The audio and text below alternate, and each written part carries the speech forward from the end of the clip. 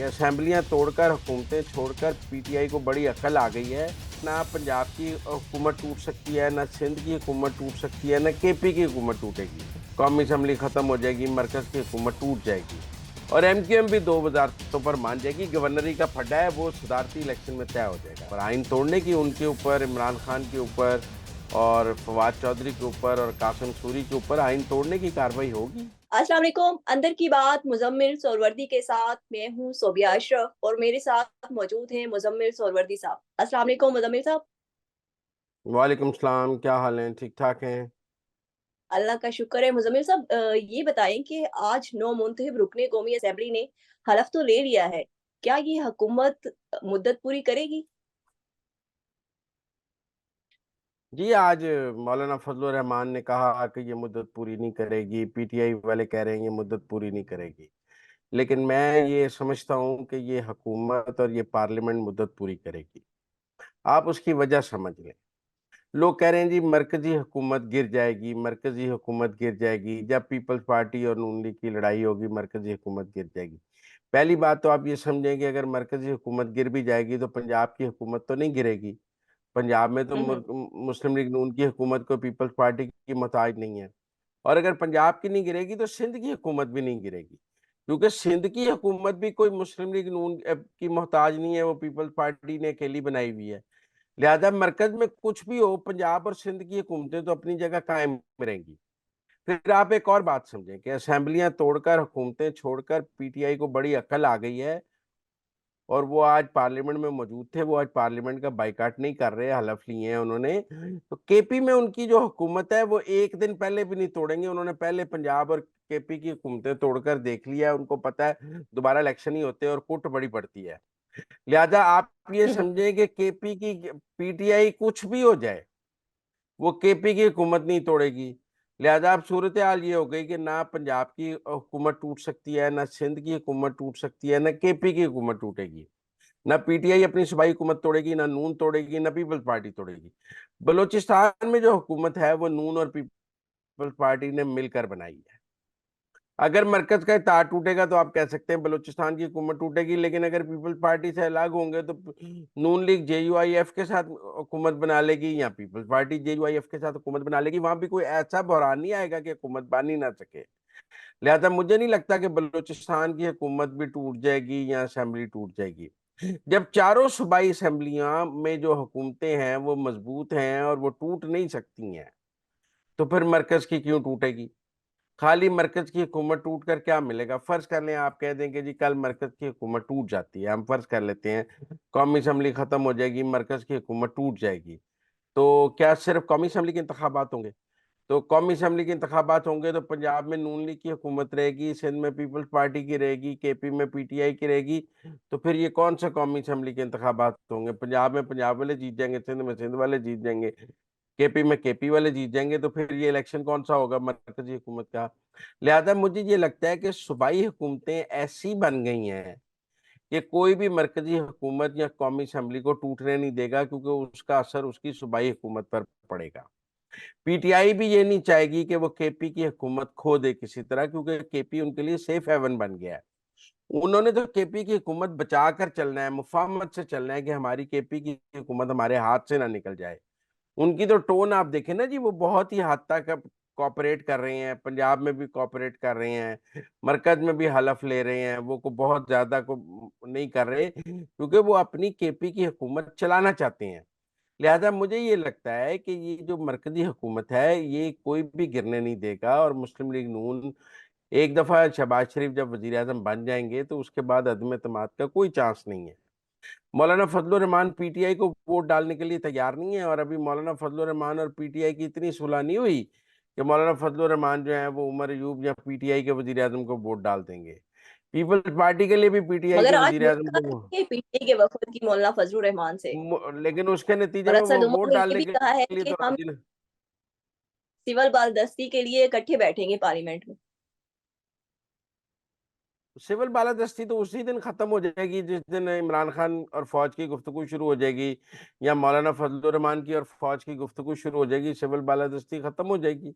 अब भी मौलाना की 6 सीटें हो गई हैं एक से, और मौलाना आज बड़ी खुशी खुशी फूलों के गुलदस्ते लेकर कौमी असेंबली में हलफ ले रहे थे, उन्होंने कोई बाइकाट थोड़ी किया है। 2018 में तो वो बाइकाट की बात कर रहे थे ना कि असेंबलियों से इस्तीफे दे दें। अब तो वो बाइकाट की बात नहीं कर रहे हैं, अब तो वो असेंबलियों का हलफ लेने के लिए बिल्कुल तैयार थे। बलूचिस्तान में भी तैयार हैं, केपी में भी तैयार हैं। वो आपको बाइकाट करने की बात तो नहीं कर रहे हैं। लिहाजा मैं ये समझता हूँ कि ये जो मरकजी हुकूमत जो बनी है, इसके गिरने के बिल्कुल कोई चांसेस नहीं है, क्योंकि ये सूबाई हुकूमतों के पिलर्स पर खड़ी हो। जो प्लेयर मरकजी हुकूमत में हैं, उनकी सूबाई हुकूमतें उनकी मोहताजी हैं कि वो मरकजी हुकूमत को चलाएं। पीपल्स पार्टी को मरकजी हुकूमत गिराकर ये पता है कि उसकी सिंध हुकूमत भी अदम इस्तेकाम का शिकार होगी। वो सिंध में पूरे 5 साल करना चाहेंगे, मुस्लिम लीग नून पंजाब में 5 साल करना चाहेगी, पीटीआई केपी में 5 साल करना चाहेगी। लिहाजा ये तीनों मिलकर कोई मरकज की हुकूमत नहीं गिरने देंगे, बल्कि ये मिलकर मरकज की हुकूमत बना रहे हैं और उसको कायम रखेंगे। अब आप कहेंगे कि जी पीपल्स पार्टी कोई वजारत नहीं ले रही, एमक्यूएम ने भी कोई वजारत ना लेने का ऐलान किया है। कोई बात नहीं, मुस्लिम लीग नून की 102 सीटें हैं, वो एमक्यूएम दूसरे, अभी इसके बाद सदारती इलेक्शन है। सबको पता है कि असल रेट सदारती इलेक्शन पे लगना है जब पीपल्स पार्टी ने वोट मांगने के लिए निकलना है। एमक्यूएम को पता है कि जब पीपल्स पार्टी वोट मांगने के लिए सदर के उनके पास आएगी तो वो सिंध की गवर्नरी ले लेंगे। कोई इशू नहीं है सिंध की गवर्नरी।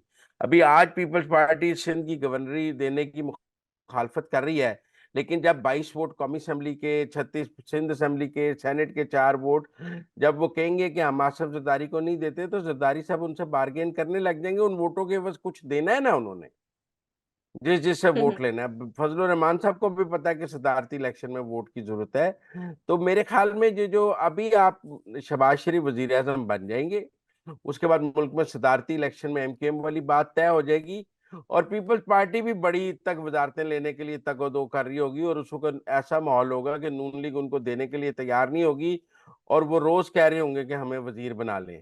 और एमक्यूएम भी 2 वजारतों पर मान जाएगी। गवर्नरी का फड्डा है वो सदारती इलेक्शन में तय हो जाएगा। लिहाजा मुझे ये लगता है कि ये जो हुकूमत मतलब बनने जा रही आप है, कह ये रहे ना हैं कि ना सदारती इलेक्शन में एमक्यूएम के मुतालबात पूरे हो जाएंगे, पर एमक्यूएम तो 4 वज़ारतें माँग रही है। नून लीग उनको 1 देखिए, वज़ारत दे रही है। ज्यादा फड्डा गवर्नर का है कि पीपल्स पार्टी सिंध का गवर्नर देने के लिए तैयार नहीं है। आपने कामरान टसोरी साहब की ऑडियो लीक सुनी है। असल फड्डा तो गवर्नर ऑफ सिंध का है ना जी। वजारत तो 4 की जगह 2 भी हो सकती हैं, और भी चीजें मिल सकती हैं, वो कोई इशू नहीं है। असल मसला है सिंध की गवर्नरी का, जो फिलहाल पीपल्स पार्टी देने के लिए तैयार नहीं है। और पीपल्स पार्टी का भी ये ख्याल है कि अगर हम गवर्नर के लिए आज मान लेंगे तो फिर कल जब सदर का वोट लेने जाएंगे तो क्या देंगे। आज गवर्नर रोकेंगे तो कल सदर के इलेक्शन के वक्त गवर्नर का गवर्नर दे देंगे ना। लिहाजा एमकेएम को भी पता है कि 1 हफ्ते बाद सदर का इलेक्शन है, उस वक्त गवर्नरी मिल जाएगी। लिहाजा वो वजारतें नहीं ले रहे कि पहले वो गवर्नरशिप सिक्योर करेंगे फिर वजारतों पर बात करेंगे। एमक्यूएम जो है वो हुकूमत का इत्तेहादी बनती हुई नज़र आ रही है आपको। अच्छा मुज़म्मिल साहब, एक और अंदर की बात बताएँ कि क्या हो गया रातों-रात के सदर ने समरी पर दस्तखत कर दिए? कुछ भी नहीं, सदर को अंदर की आइन बात बताया गया, सदर को बताया गया कि आप हम 8 मार्च को सदर का इलेक्शन करा रहे हैं, और ये पार्लियामेंट पहले ही इजलास में आपके ऊपर आइन शिकनी का रेफरेंस पास कर देगी, पार्लियामेंट भी पास कर देगी और हुकूमत भी पास कर देगी, और आपके खिलाफ सुप्रीम कोर्ट में आइन शिकनी का रेफरेंस भेज दिया जाएगा। आपने 2 दफा आइन तोड़ा है और आपके खिलाफ आइन शिकनी का रेफरेंस बनाया जा रहा है। जब उनको पता लगा तो उन्होंने कहा चलें 1 दफा पहले तोड़ा है, दूसरी दफा ना तोड़ो। उन्होंने दस्तखत कर दिए बगैर किसी बार्गेन के किए हैं। उन्होंने ये सोचकर क्या किए हैं आर्टिकल के तहत कार्रवाई होगी? जी, आर्टिकल 6 के तहत कार्रवाई होगी? जी आइन तोड़ने की कार्रवाई होगी उनके ऊपर, आइन तोड़ने की, उनके ऊपर, इमरान खान के ऊपर और फवाद चौधरी के ऊपर और कासिम सूरी के ऊपर आइन तोड़ने की कार्रवाई होगी। क्यों नहीं होगी, आइन तोड़ने का रेफरेंस मूव किया जाएगा। हम्म। वो तो आज ख्वाजा आसिफ ने भी कहा है ना कि उनके खिलाफ आर्टिकल 6 की कार्रवाई होनी चाहिए। मेरे ख्याल में होगी। अब वक्त आ गया है, जो आईएमएफ को खत लिखा है इमरान खान ने और जो पीटीआई जिस नहज पे पहुंच गई है, ये इनके पास केपी की हुकूमत भी होगी, मरकज में 100 एमएनए भी होंगे और आर्टिकल 6 के मुकदमे भी होंगे, 9 मई की सजाएं भी होंगी। ये कैदी हम्म। नंबर 804 के नारे भी लगा रहे होंगे और कैदी नंबर 804 को सजाएं भी हो रही होंगी। लिहाजा ये सब कुछ साथ-साथ चलेगा, इससे परेशान होने की ज़रूरत नहीं है। कैदी नंबर 804 को मज़ीद सज़ाएँ हो रही होंगी, ये डेस्क बजा रहे होंगे, ये अपनी एमएनए-शिप और केपी की हुकूमत एन्जॉय कर रहे होंगे।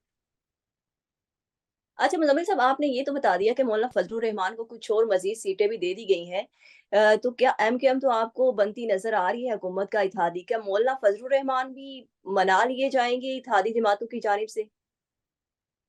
नहीं, उनका असल मसला बलूचिस्तान का है। वो उनको बलूचिस्तान की हुकूमत में अगर उन्होंने ऑपोज़िशन में बैठना है और बलूचिस्तान में उनको साथ हुकूमत नहीं बनाई जा रही, तो वो मरकज़ में कैसे बैठ बैठ जाएँ हुकूमत के साथ? देखिए, वो खुद भी पसनी से बलूचिस्तान से जीत कर आए हैं। इस वक़्त मौलाना जो हैं, वो अपनी बलूचिस्तान की जेयूआई के बहुत मोहताज हैं, क्योंकि वो खुद भी बलूचिस्तान से जीत के आए हैं। वो डीआई खान से, केपी से तो पूरी जेयूआई हार गई है। केपी की हुँ, जेयूआई हुँ। हार गई है और बलूचिस्तान की जेयूआई जीती है। लिहाजा जब तक हुँ, हुँ। बलूचिस्तान में जेयूआई हुकूमत में नहीं बैठेगी, तब तक मौलाना मरकज़ में हुकूमत में नहीं बैठ सकते। वो अपनी सूबाई जमात के बहुत दबाव में हैं, क्योंकि उनको वो बलूचिस्तान से ही वो एमएनए बना के लाए हैं, जो सीटें मिली हैं, वो बलूचिस्तान से ही मिली हैं। लिहाजा मुझे नहीं लगता कि जब तक वो बलूचिस्तान में कोई शराकत इक़्तिदार का फ़ॉर्मूला नहीं तय होगा, तब तक मौलाना मरकज़ में भी कोई इक़्तिदार में आएँगे। अच्छा, कल जो मुलाकात हुई नून लीग और पीपल्स पार्टी के वफ़द की मौलाना फज़लुर रहमान से, तो ज़राए से ये खबर भी आई कि जेयूआई की जानिब से कहा गया कि हमें तहफ़्फ़ुज़ात उनकी जानिब से हैं जिन्होंने ये इलेक्शन करवाए। हाँ जी, हर कोई फ़ौज से बात करना चाहता है। इमरान खान साहब भी फ़ौज से बात करना चाहते हैं। मौलाना फज़लुर रहमान साहब भी फ़ौज से बात करना चाहते हैं। तो और नारा सिविल बालादस्ती का लगाते हैं और बात फ़ौज से करना चाहते हैं। भई मौलाना ने 2 इंटरव्यूज़ के बाद खामोशी क्यों कर ली है? उनको समझ आ गई ना, उनकी उसके बाद 2-3 सीटें निकल भी आईं, उनकी बार्गेन भी हो गई। वो आ गए आज पार्लियामेंट में, बातचीत उनकी काफ़ी हद तक फ़ौज से तय भी हो रही है। तो मुझे नहीं लगता कि उनको ये समझाया गया है कि ये केपी में पीटीआई का आखिरी टेन्योर है। अगर आप सही सियासत करेंगे तो आगे केपी में आप ही प्लेयर हैं। अगर इस दफ़ा पीटीआई को ना देते तो प्रॉब्लम था। तो लिहाज़ा मुझे नहीं लगता मौलाना के जो है वो पीटीआई के ट्रैप में आएँगे। मौलाना बल्कि पीटीआई को अपने ट्रैप में लाने की कोशिश करेंगे, क्योंकि बहरहाल तो मौलाना ने केपी जो है वो पीटीआई से छीनना है और वो छीनने के लिए वो इस वक़्त तो ज़रूर पीटीआई से मिल-मिल के सॉफ्टन करेंगे, लेकिन एंड ऑफ द डे तो केपी में मुकाबला मौलाना और पीटीआई का है ना। कोई thank you Noon so league और मच पीपल्स पार्टी का तो नून लीग और पीपल्स जी, पार्टी ने तो केपी में मौलाना के मुकाबले पे इलेक्शन नहीं लड़ना है ना, वो पीटीआई ने लड़ना है। Thank you so much Muzammil साहब कि आपने हमें अंदर की खबरों से बाखबर किया। मुज़म्मिल साहब के मुताबिक मौलाना फज़लुर रहमान पीटीआई के साथ हाथ नहीं मिलाएँगे, मगर वो पीटीआई को ट्रैप करने की कोशिश करेंगे। इसके साथ ही मुझे इजाज़त दें। अल्लाह हाफ़िज़।